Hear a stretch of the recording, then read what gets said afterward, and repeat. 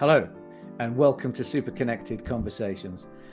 Gabriel Dean Roberts is a fine art photographer in New York City whose work's been shown at the MoMA, Super Chief Gallery and the Noon Gallery in Brussels, Belgium. He's also a veteran at Vogue magazine and Vice magazine.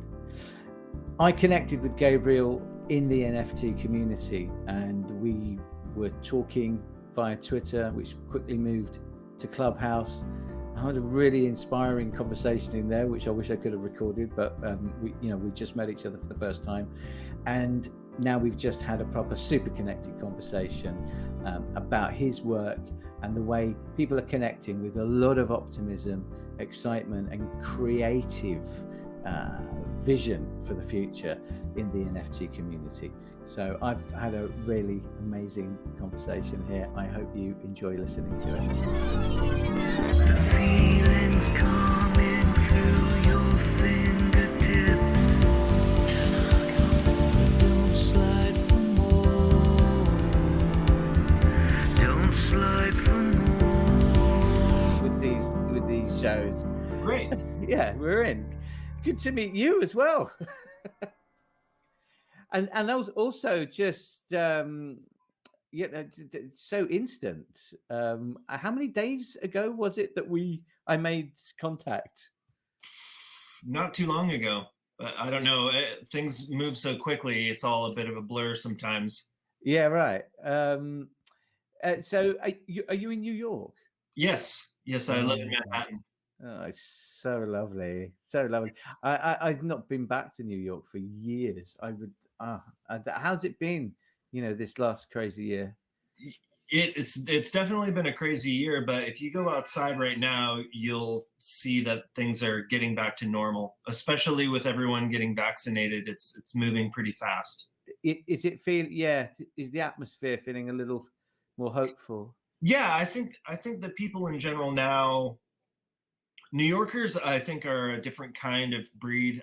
David Bowie once said that, like, there's New York is its own country, and then there's the rest of the United States. So he lives in New York. He doesn't live in the United States. Yeah. And I think that that's kind of a thing. When all of this happened, most New Yorkers took this really seriously. There wasn't too much of this, like, oh, I'm not wearing a mask business or anything like that. Like, people got serious really fast. And I think, yeah, it's been good to see. I'm proud to be a New Yorker in that regard, because it seems like in general people because you're in such close proximity to other people, you have to have a certain level of respect. Just functionally, socially, it's inefficient to do it any other way. So I think New Yorkers intrinsically recognize that a little bit. So now, even with things picking up, shops and people are, getting back to some kind of normal or some revision of normal. But everyone's getting vaccinated pretty quickly. My partner and I, she just got her first, and I just got my first, and my second's coming up soon. So yeah, we're doing our best out here. I don't know if it's always been the case in New York and for New Yorkers, but certainly since 9/11, there's a very strong self-preservation spirit, isn't there? Yeah, I would say so. Definitely. So, I mean, so these shows are about connection and different types of connection. I say show; it's just a conversation, really. But and mostly it's been to do with the connection between analog and digital, right? I started it off a few years ago, this whole Super Connected project, as a kind of exploration into those themes, and particularly because of social media and my personal experience of social media, which was just awful for a long time, until Clubhouse, probably. It certainly feels much better now. But connection through all of these apps is it's a real privilege, isn't it? And it's really amazing. It's one of the best things about it, and it's how we met, talking about NFTs, and so incredible that I was guided towards your YouTube channel, which is a fantastic resource for NFTs, and not biblical length videos either. You have these really beautifully put together, short videos that explaining kind of bullet points what NFTs are all about. But before we'll talk about NFT for sure, because I'm just fascinated in it, and as you know, I'm looking into that world. But just in terms of connection from analog to digital, you're an artist, you're a photographer. Mm-hmm. And you've been doing that, and I know that you've been a musician too. So I know that there's, like me, we're the same sort of age. There's a long analog experience in your life, and now like you're full on NFT artist, digital all the way at this time. How does that journey feel to you, to be in an adult journey of over 20 years, which is analog, then and then slowly migrating into the digital space? Yeah, I mean, there's a lot to unpack there, but I would say that the most interesting thing is people like to compartmentalize art, and they like to compartmentalize music and video and photo and digital photos or digital music or electronic music versus an acoustic guitar, these types of things. But I see them as a universal thing. Like if you look in Photoshop, right? If you go into Photoshop, for people who don't know, Photoshop's a photo editing program. You can start with a picture, and then you can put another layer over that picture, and you can cut spaces between them. You can blend spaces between them. You can change things, lighten and darken, and so on and so forth. And you can put over endless layers. Well, that's exactly what you do when you go into an audio production program, like Logic or something like that, or Ableton, right? You have a guitar, and then you have the bass, and then you have drums, and so on and so forth. All of these things are really about layers, interestingly, or at least to me, I always see all these things in terms of layers. So I don't see like analog or digital. They're all human expressions. It's just like the method of expressing it, the method of getting it out, and the method of capturing it, and the method of storage and keeping it. So it's all still a universal trope. It doesn't matter if it's a photo or a film or anything of the sort. It all has that same feel to it. So, I'm a technically minded person, and I care about all of the details, but I also have shied away from being a purist in terms of like, oh, it's only photography if it's on 35 millimeter or on medium format or something like that, or if it's not music if it was made on an iPhone, or any of those types of arguments, or it's not a good NFT if it's something that took somebody 5 minutes. If it's a good idea, if it's a great piece of art, if it's a dot on a piece of paper and somebody admires it, then that's like, it depends on the subjectivity. So it doesn't really matter ultimately what we think about it. This is a social exchange. Anytime, it's always been a social exchange, from the first music or the first moving picture or the first photograph, it was all media. It was still an exchange of ideas going into somebody else's brain and how that interacts. And as long as that transaction is occurring and it's done in the spirit of the artistic spirit, I think that's really ultimately what matters between analog and digital.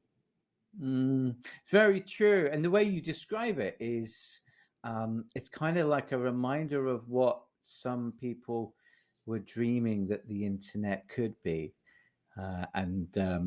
This amazing space that was kind of an equalizer and enabled everybody to be creative. And then, it's become such a much more complicated beast, isn't it? But that space, the NFT cryptocurrency space, feels like a very democratic, and everyone's an artist. Yeah, I think in some regards, there's a lot of elements to it that are incredibly helpful. Then there's also sort of this both and scenario.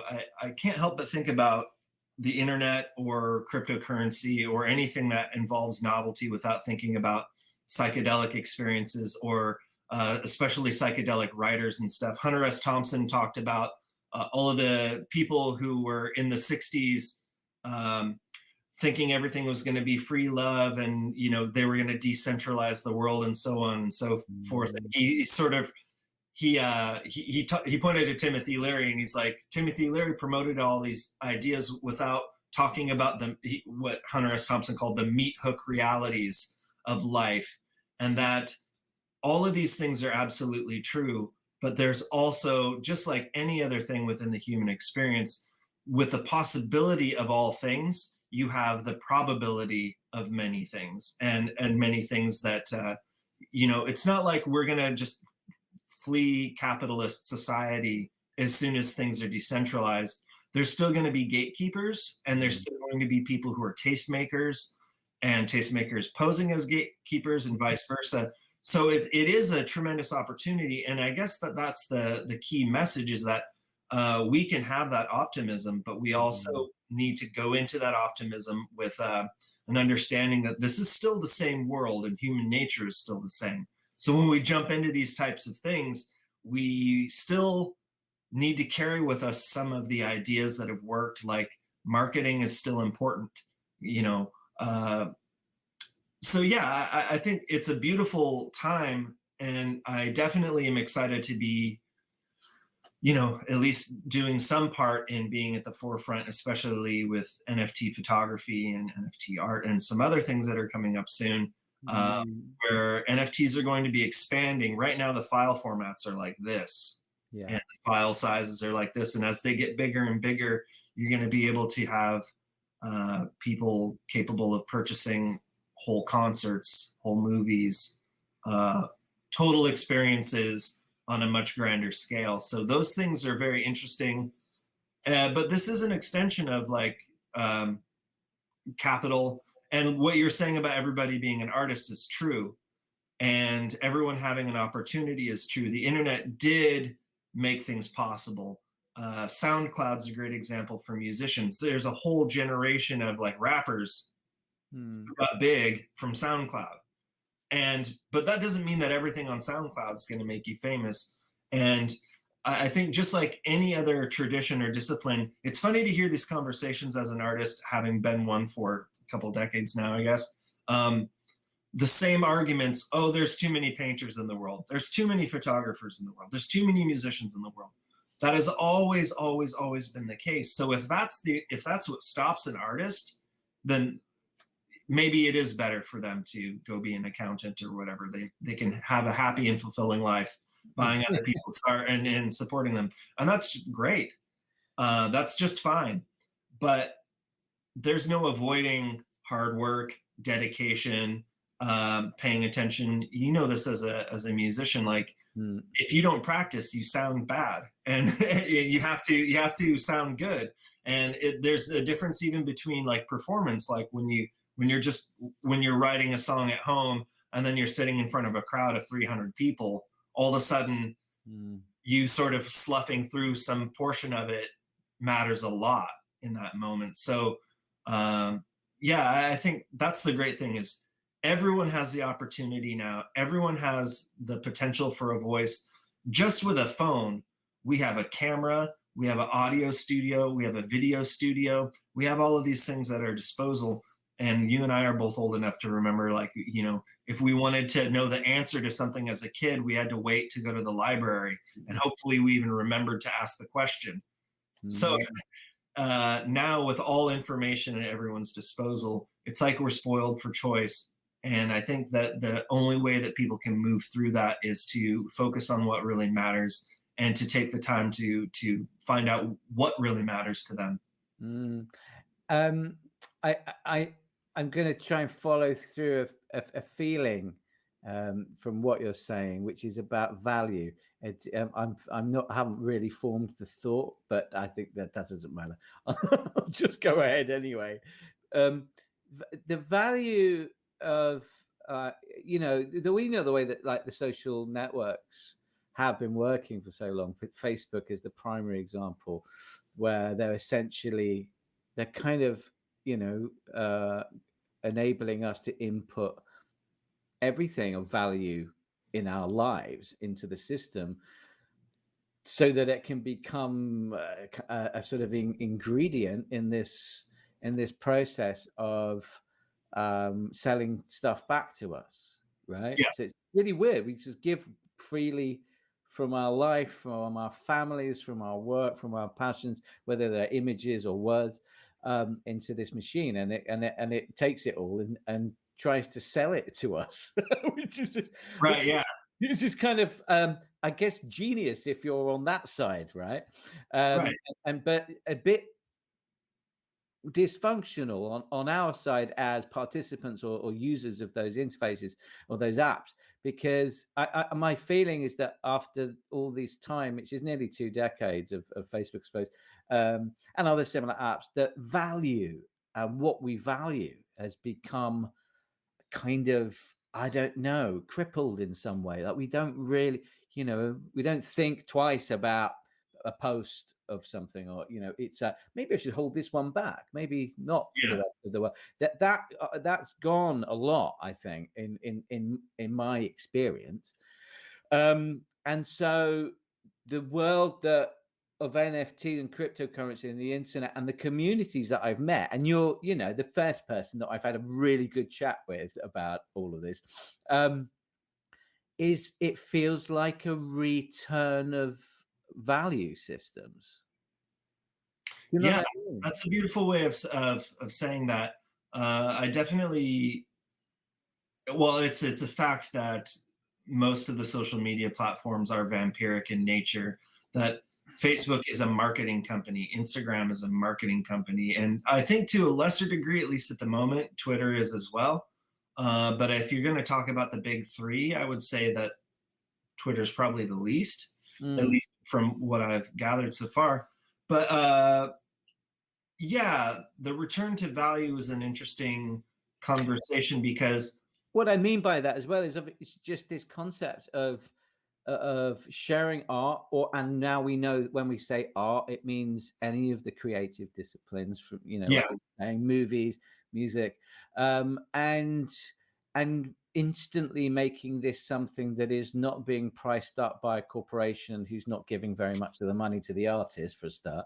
yeah, Sort of put my musician's hat on there. yeah, but also enabling a community to create the value, invest in it, and remunerate the artist. It's this whole sort of, it meant something to me when I made it, and apparently it means something to other people, and I know because they're creating the value. I think that's beautiful. The ephemeral nature of a passing tweet or an Instagram post or a Facebook post changes, especially with things like NFTs, because it is, well, just like remuneration, just the idea that you as an artist, when you post an image to Instagram, which I've done many times, it goes up there and you have a bunch of people who like it.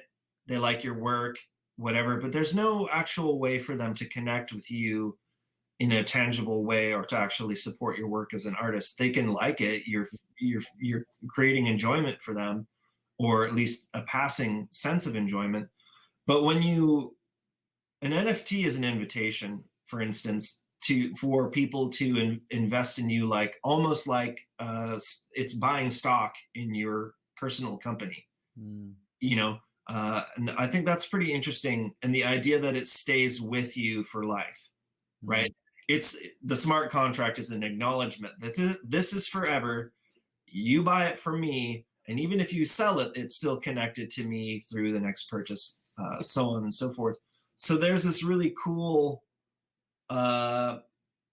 stronger sense of permanence, at least in this regard, where it's important to provide value on another level. It doesn't mean that the things that you put on other social media or whatever doesn't have value. It's just that you kind of put a stamp on it, and you make it more concrete, so that it is something that people have to consider. And it's a fact of the matter, people treat things better if they paid for it than if they got it for free.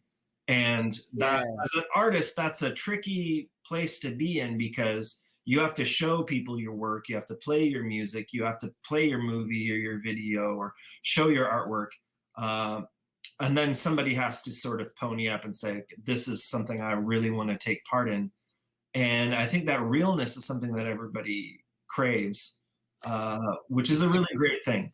Yeah, it's the realness. To me, it's connection, and as a as a music creator, for me, as I've got older, and each album that I do generally contains more collaborators, more amazing talents that have agreed to contribute or work with me on the process. And weirdly, as I've done that, and it's increased exponentially with each album, I've been making less money and finding less ways to engage people because it's all online. And I went through a period of thinking there's something's gone wrong with the audience, or they don't like me anymore, or they're not interested, or it's boring. And it's not that. It's just the interfaces aren't a connection between a music maker and the audience in the way that I grew up with anyway. Right. Yeah. It's, I have a 19-year-old son who's a really great guitarist, makes tons and tons of great music, from his bedroom with his, computer, and he has guitars and bass amps and all of that stuff.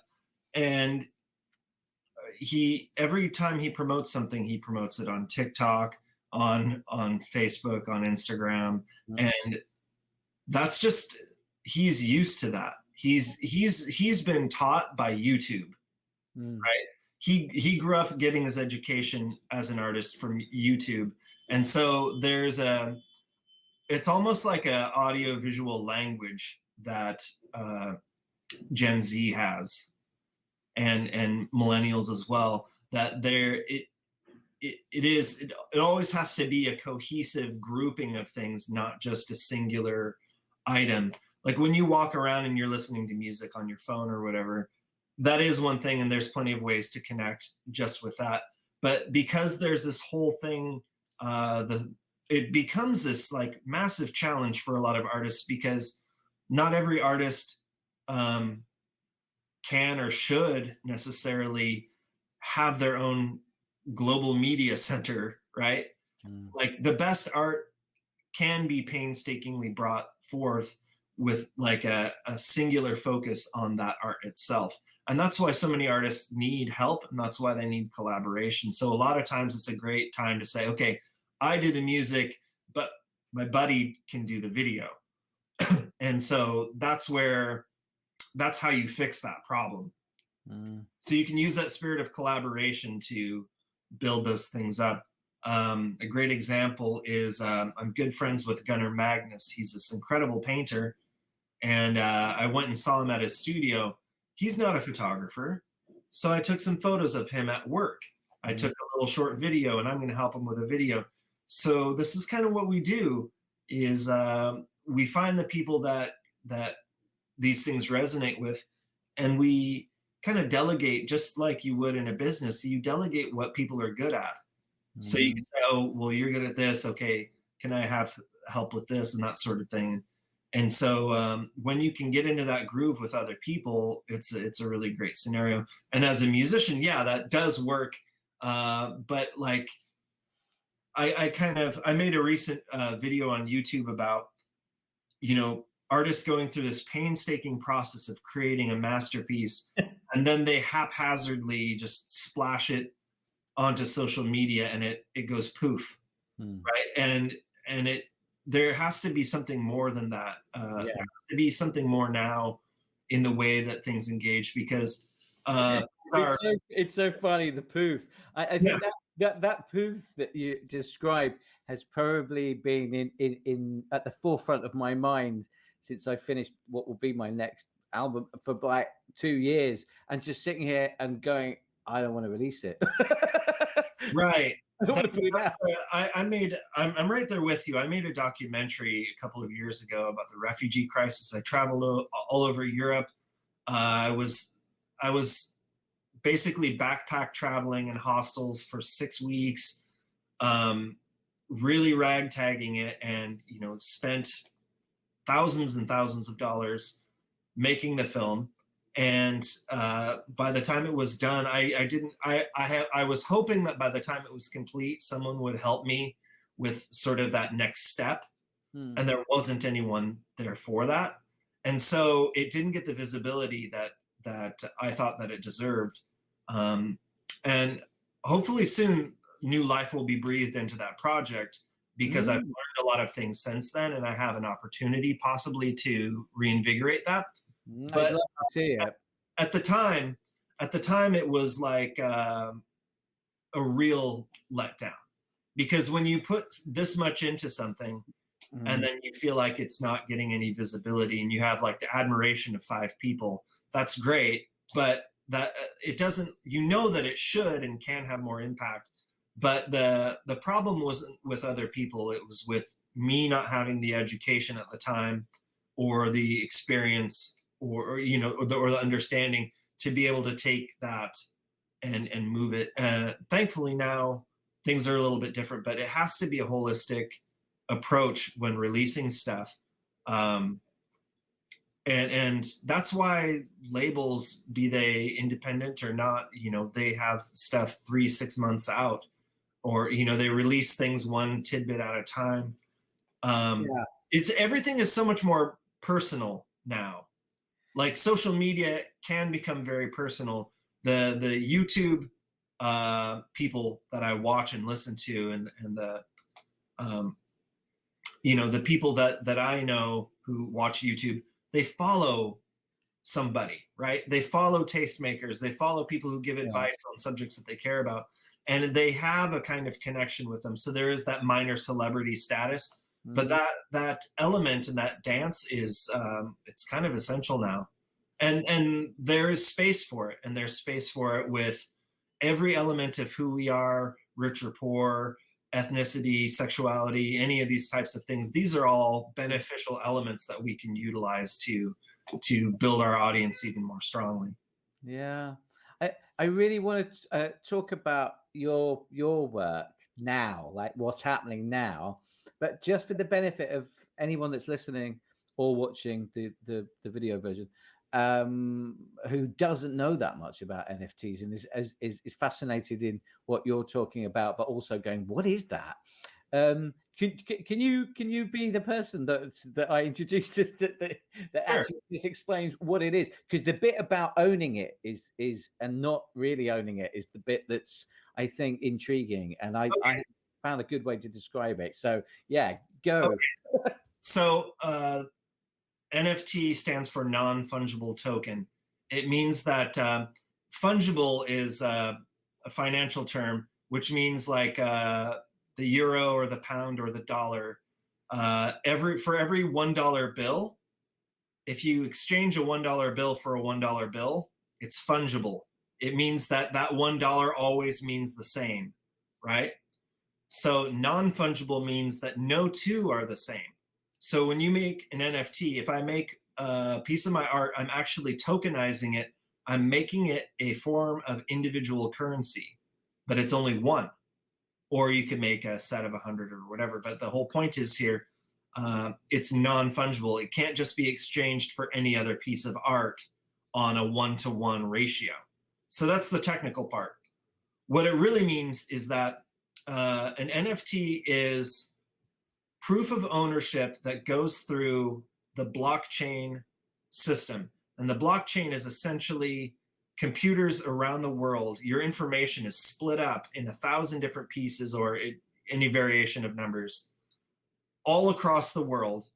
And no one source is capable of manipulating that information. So you can't have some big bank that's like, I'm going to mess with this. That can't happen. It also means that the contract that's made there can't be manipulated by any one person either. Once the contract is made, it stays that way for life. So when I sell a piece of art as an NFT, it's a thing of singular value. And when I sell it to another person, there's a smart contract involved that no matter what they do, if they love me or hate me, if they sell it, I always get whatever percentage, let's say 10% of that sale.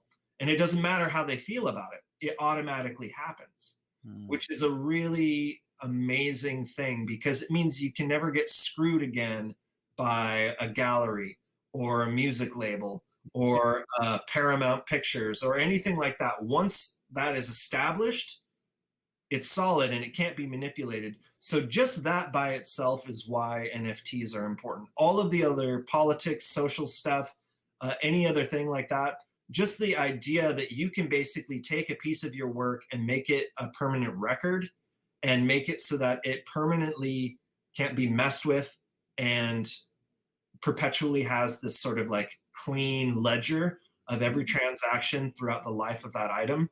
Just that is really super important. NFTs are also really important, and I think that they will actually become, as they evolve, I think that they will become ubiquitous in virtually every form of human exchange. I think that NFTs are essentially, it's going to be as simple, I mean, maybe not like the kid mowing people's lawn in the neighborhood, but anytime there's an artistic exchange of any type, or even like, for example, if someone commissioned me to do some work as a photographer, I would probably have them buy an NFT, at least that represented the work. Because what that means is that if that work, like the final product, for instance, maybe we do the work and they can do whatever they want with it, but they have to buy, say they want me to make a music video. I make an NFT of that music video and I sell it to them or something to that effect. Yeah.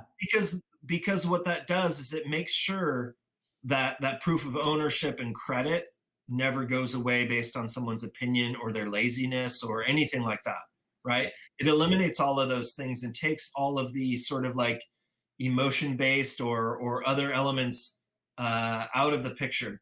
And so I think as artists and as individuals who create in any capacity, I think it's essential and it will continue to be essential. Anybody who is like, who thinks that it's like some crypto bro world that people shouldn't be involved with, they really should reconsider that even if there's problems with efficiency or carbon footprints or things like that, all of those things are actively being worked on right now. So the idea that they're going away or that it's just a bunch of rich people running a pyramid scheme, that's just nonsense. Just the idea, the fact that when you create these smart contracts, they don't go away is a game changer on a whole other level. And so, yeah, NFTs ultimately and basically are just the permanent master of whatever work you do. It's just like, just for one more example, the Beatles' Abbey Road. The Beatles record Abbey Road on a reel-to-reel. The actual material that's there is the physical reel-to-reel. Okay, you can't make that an NFT physically, but there's a digital master of it, right? And whoever owns that digital master, like Michael Jackson buys the Beatles master, people can still listen to the Beatles. It doesn't mean that they own the master. It's just like people can walk inside a house that you own. That's right? a really great example when we know in the old school 20th century style that people are buying each other's catalogs, right, of recording rights or publishing rights, like Michael Jackson bought all the Beatles stuff, and that's the same way. The only difference here is that no one's from what I've seen so far, what I know, that no one's trying to do anybody any harm financially. Right. It seems to be just really democratic and fair, and also it's attached to actual value. You know, that what we were talking about the other day with a moment of somebody's life that can be captured in a work of art. An NFT collector finds that beguiling, attractive, and exciting, and immediately it has value, so that you can't buy the moment somebody got married, but the photograph, if it means something to you, or the painting, or whatever, is suddenly kind of, I really, that means they're my two favorite people. I really feel it's important to own that moment in some way, and I just, Yeah.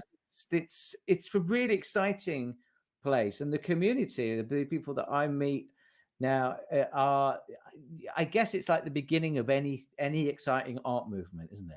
Yeah. Well, it's interesting you talk about like a wedding photo. This is an amazing thing for wedding photographers because okay, Right. let's not talk about the wedding photographer. Let's talk about the people getting married.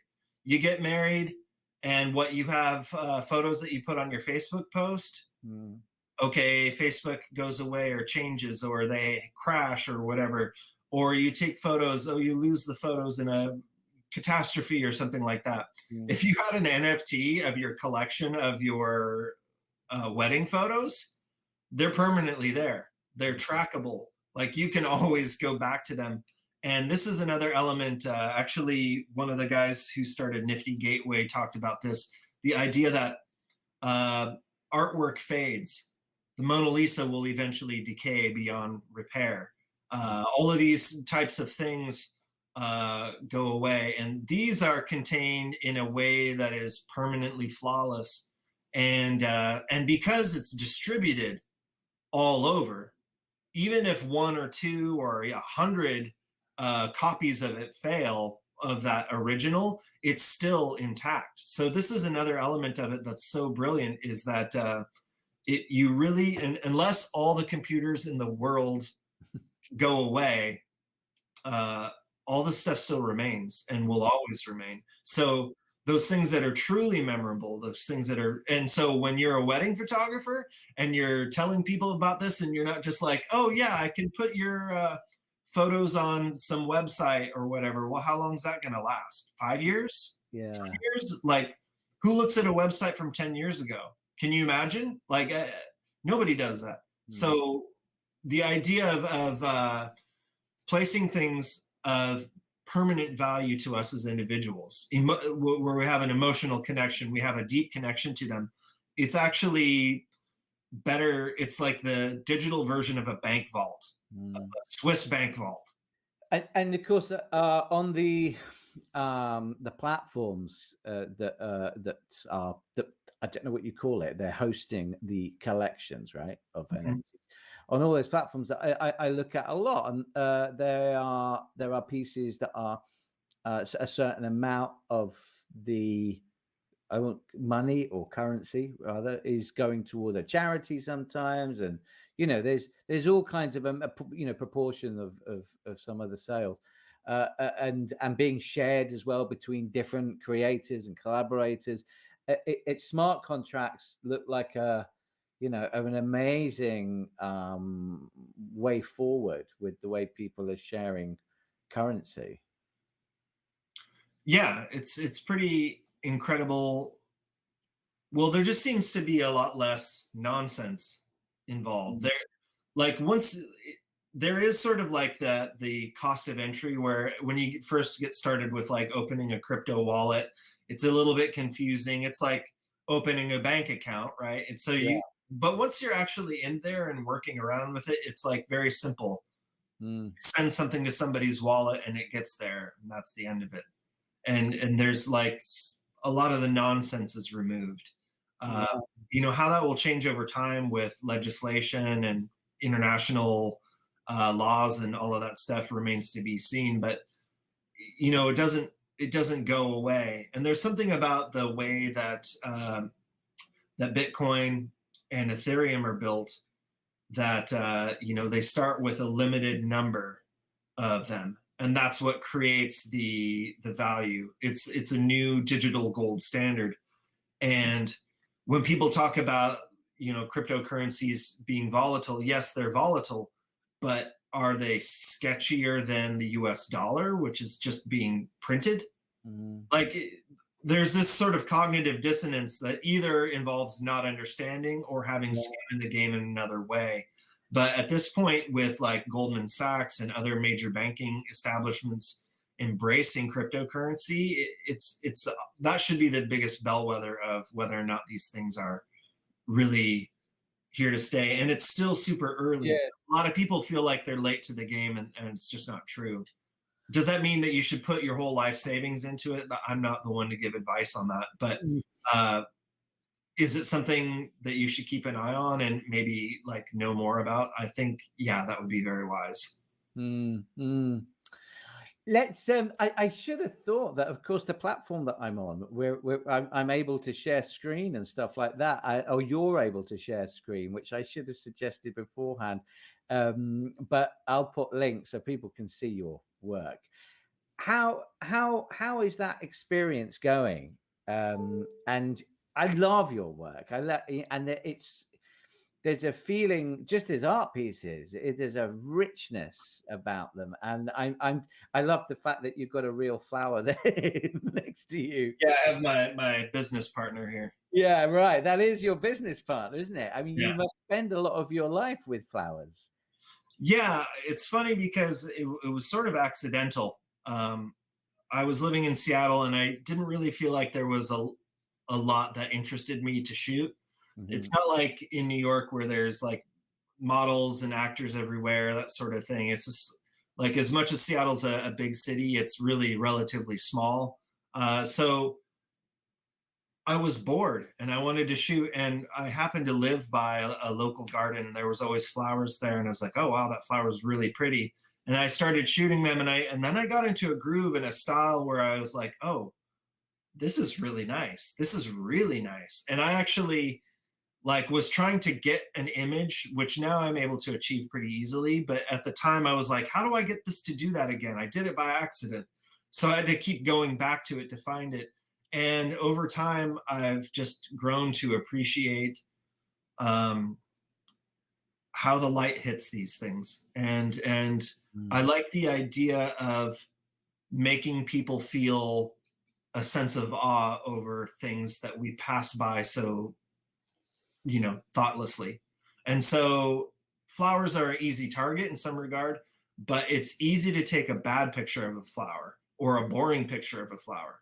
And so it's its own meditation to like really draw something out of them, where if you look at certain flowers, some of them have a lot of personality. Like some of them look really defiant, others look really playful, and other ones look sad and sullen. And so when you draw those things out further, and then you associate like I do with a lot of my stuff, I associate like historical names or heroic names of places or events.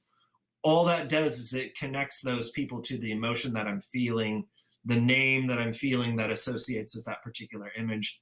And so brought together, it creates that kind of feeling.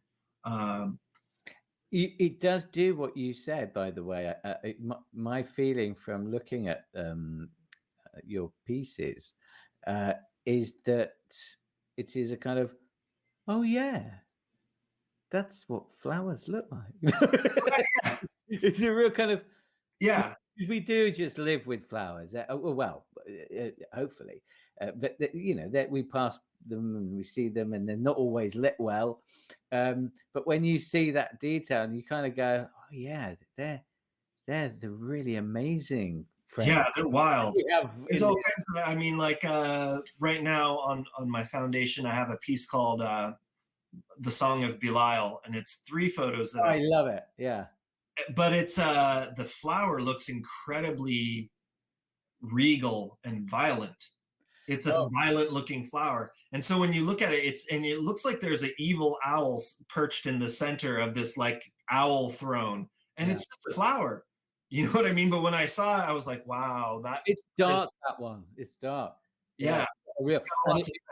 I saw it and immediately it was kind of like, yeah, that's an album cover of a kind of hardcore sort of, I don't know, maybe it's like new metal or something, or darkcore or something. Yeah.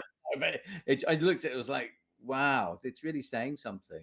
And that only exists as a digital sort of file. Yeah. So I have I'm so got to say, I love hearing the New York traffic. Yeah.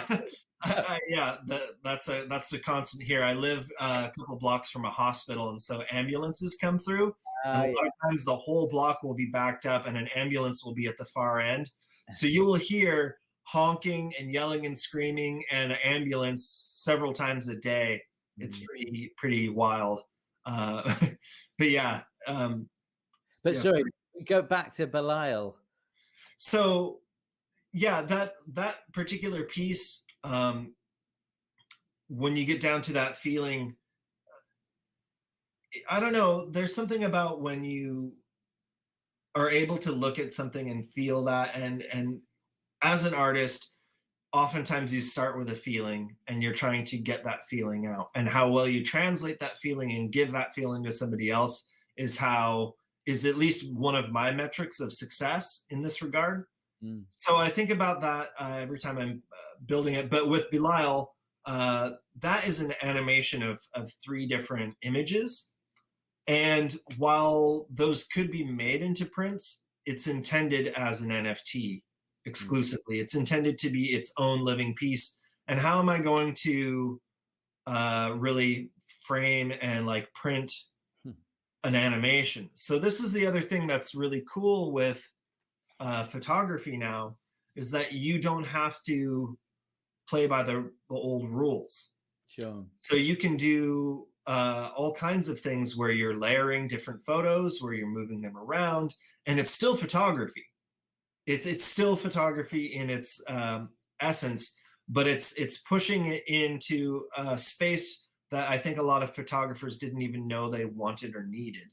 But to be able to show those things is its own sort of like other level of artistry, because you know, I really like to be respectful of other people's work, but sometimes methods can be a little bit campy or a little bit cheesy.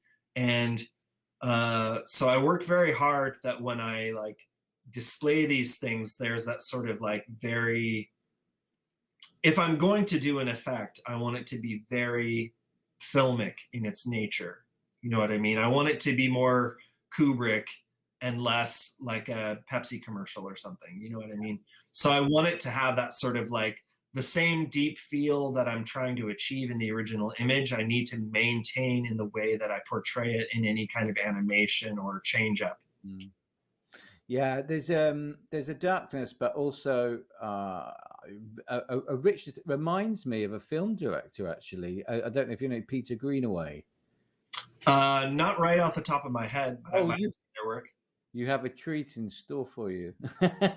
Yeah, a filmmaker that is absolutely an artist, and his use of color in a lot of the work was something that I thought of when I started looking at your work. So yeah, check him out. He's amazing. Okay. Yeah, and just to kind of to conclude. Back to the theme of connection, do you feel there's something in that community that is enabling people to connect in a much more human way? I'm my own experience has been on other platforms and other kind of online digital experiences.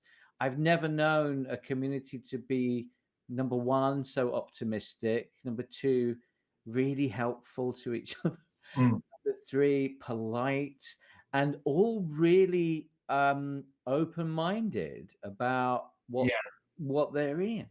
Is this potentially just the big? Is it because it's the beginning and the beginnings are all of things are like that, or does it feel like there might be a longer term way to connect online that isn't?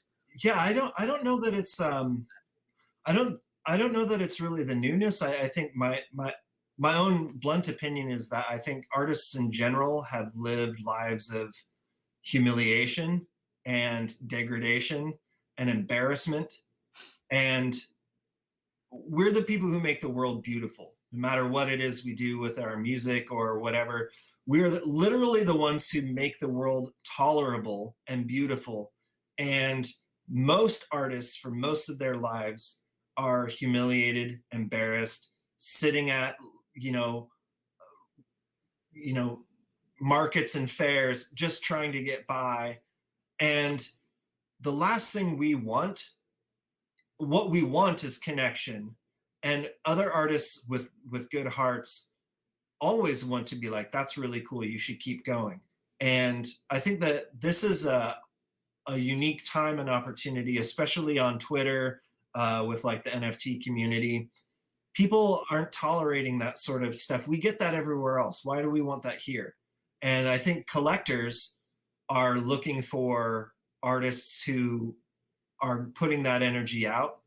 And I've seen like some negative artists try to jump into the space, and they didn't last very long, and they won't last very long because there's just not, why?